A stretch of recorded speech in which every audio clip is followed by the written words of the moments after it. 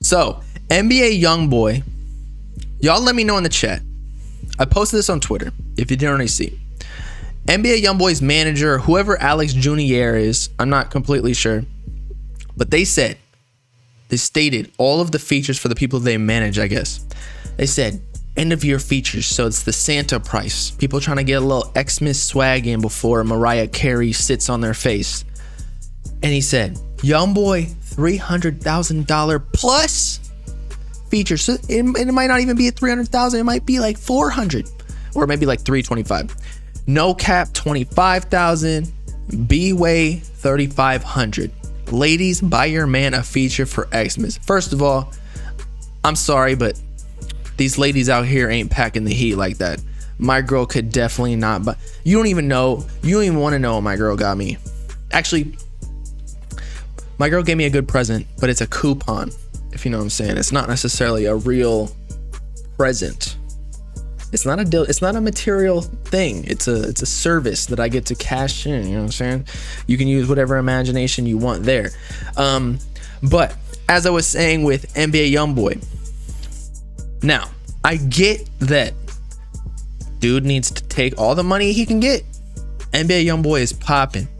He's getting YouTube views out the wazoo. He's outselling a lot of these major artists with like little to no marketing. Just his fans go crazy for him. I get it. So if he can get a $300,000 fee from somebody trying to get a feature from him, all the power to him. Cash out, bro. Get that $300,000 for like literally probably 15 minutes to 20 minutes of work where he just needs to go in the studio and just freestyle some flows and whatnot. As an artist, just like I tell all these people, don't buy underground artist features unless it's like, I don't know, Yeet before he blew up, or these people before he blew up. Whereas NBA Youngboy, I don't know if he's at his prime, but he's close to his prime if he hasn't already passed it, or if he's close to, like, you know what I mean? NBA Youngboy is already up, so it's not like he's gonna become Drake. He just doesn't make that type of music. So 300,000, he's at his like peak almost. $300,000.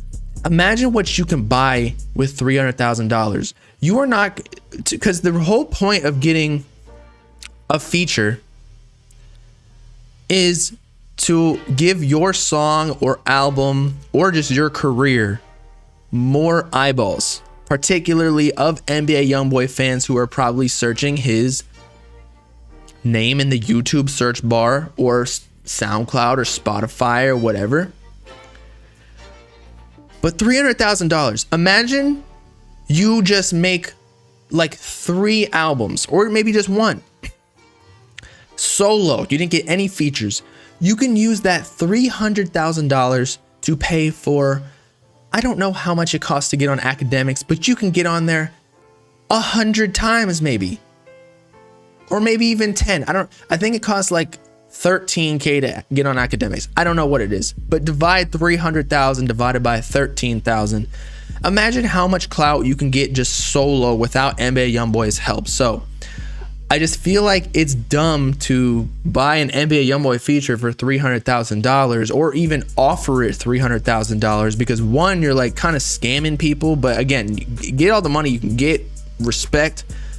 But you gotta offer your services or a feature for something that people can actually get a return on their money so that you get more features. Because he might get, I don't know, $300,000 profit for a feature, but say somebody was able to recoup their money from an NBA Youngboy feature if they got it for $75K.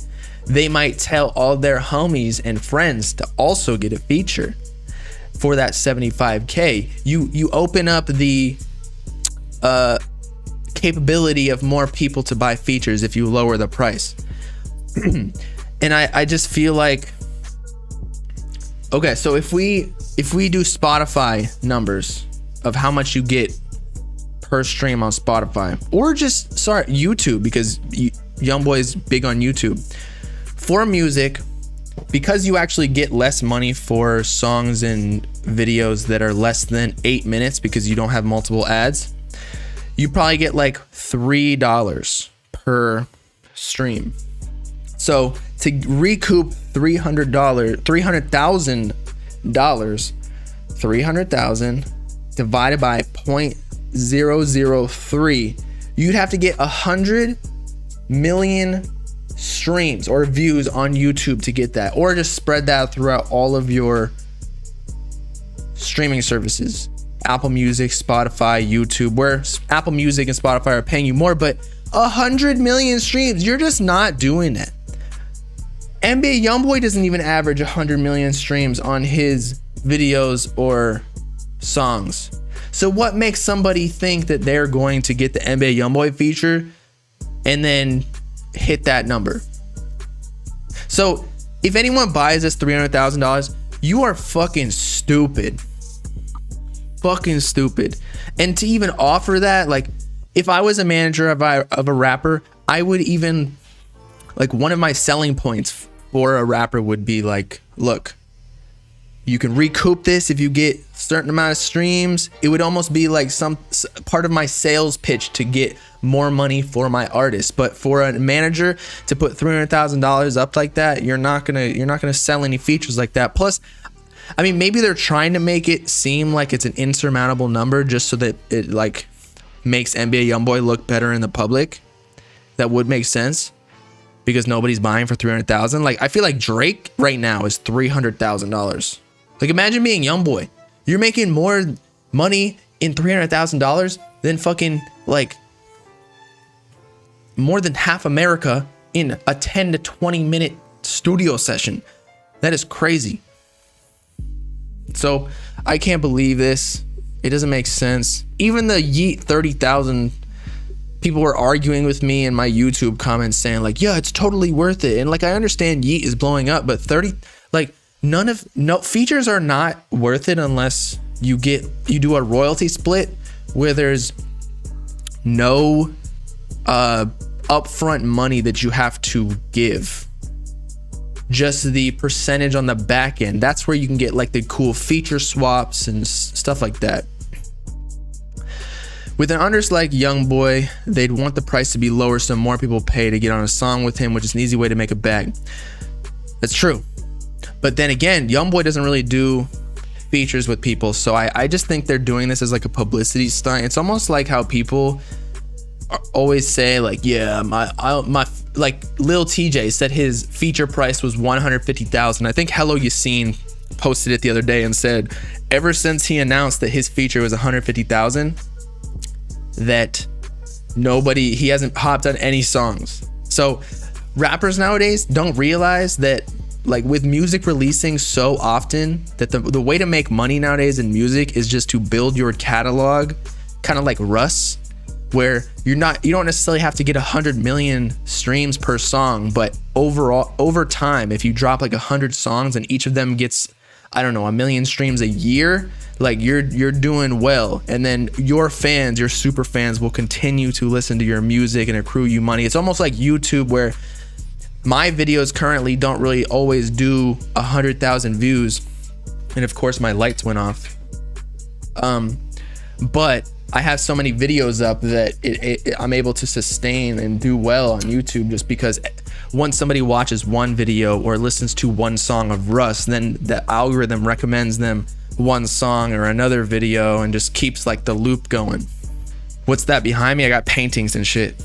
Labels pay for features, not artists. Well, if you're getting like an NBA Youngboy feature and you're trying to blow up, like that's the whole motivation, I would assume that you don't have a label, because I don't even think a label would be stupid enough to pay for a $300 feature, $300,000 feature. They'd be like, nah, we'll just use $300,000 to put you on Spotify playlist placements, where you can literally make a return on your investment there. Because if you get on Rap Caviar and maybe, finagle your way there, technically they say it doesn't cost money to get on Rap Caviar, because you have to submit music, and Spotify actually, their editorial or their editors pick it. It's an editorial playlist.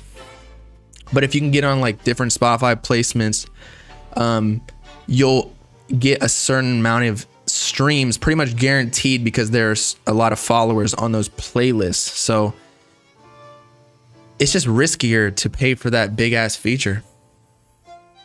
Doesn't make sense. 24K golden. Does he have that much money? I mean, I guess all these rappers do. But as I was saying, these labels are too smart to do that. And if you're small enough where you're looking for an NBA Youngboy feature to blow up, you're independent likely. But if you have $300,000, this is what I don't get. If you have $300,000, put it on a down payment for a new crib or something. With that much money, you can get like a 1.5 or even $2 to $3 million house and then rent it out, or something. Or maybe get like an apartment complex or a few condos in like a small building, and you'll make way more money on a monthly basis than that. But rappers are just sometimes so stupid that they'll or like invested in like buying like a kilo of cocaine or something where you can like resell that. That's why Lil Baby didn't want to start rapping, because he was already making too much money. Like, why go into streaming services where you get $4 per 1,000 streams and it's so much work to get in the studio to do all that? So $300,000 can get you way more money if you just don't use it for a feature. It's stupid. And yeah, money, even investing in the stock market, like the stock market averages like a 7 to 11% return on a yearly basis. So let's say on the low end, so 300,000 times 1.07, you just made $21,000 in a year by just letting it sit in your Robinhood account. If you invested in the S&P 500 index fund, 300, that would be your total after 1 year. And then if you leave it in there for 2 years, it'll actually be more than 7% because of compound interest. And then you would have made $43,000 in 2 years. So again, these rappers are just dumb if they're paying for that $300,000 feature. I'm sorry. Mutual funds, over any other investment option. Mutual funds actually most of the time lose to the index funds because they're trying to do too much and move money around. Whereas if you just invest it into a diversified portfolio, the diversified portfolio will beat it. But nothing beats crypto, y'all. Ethereum's up like, I don't even know, 400% the last year. Polygon is up like 14,000 or 1,400%. I can't remember what it was. That's your boy's biggest investment right now. Also, the NBA Youngboy fans, if they hear your feature, they're just gonna listen to they're probably gonna make a blank, whatever your song title's name is, without or just NBA Youngboy. So they're gonna hate on you regardless. So there's no point in these features. You gotta like get your name out there some other way. Features are stupid. That's in conclusion. There's too much going on in crypto. It's very confusing. Just invest into this is not financial advice, but just invest into like Ethereum and Bitcoin if you want. Like those are the two main ones. And then once you learn a little bit more, then you can like take money out of there and put it into the smaller ones where there's more growth. But ultimately the safest ones are Bitcoin and Ethereum. I personally don't have those anymore. Actually, I have some Ethereum and Bitcoin, but most of my money's in the smaller ones because Ethereum and Bitcoin are like slower moving than the other technologies and cryptos. Also, Ethereum, like the fees are terrible, and if ETH 2.0 fails, which I don't know if any of you know about this, but like Polygon is going to take over. It's a layer 2 for Ethereum. Tell me I would buy an NFT if it was the Bored Ape Yacht Club, but I don't personally have that much money liquid to just throw $100,000 at a monkey NFT because like I'm putting in small amounts of money in different places so that if one pops off, like I'm good. But to just put all my money into one NFT is too risky for me. I would never do that. But yes, most cryptos are Ponzi schemes. I think there's like 100,000 or even more cryptos, whereas like 900 or 90,000 or 90% of them are just bullshit coins, like meme coins.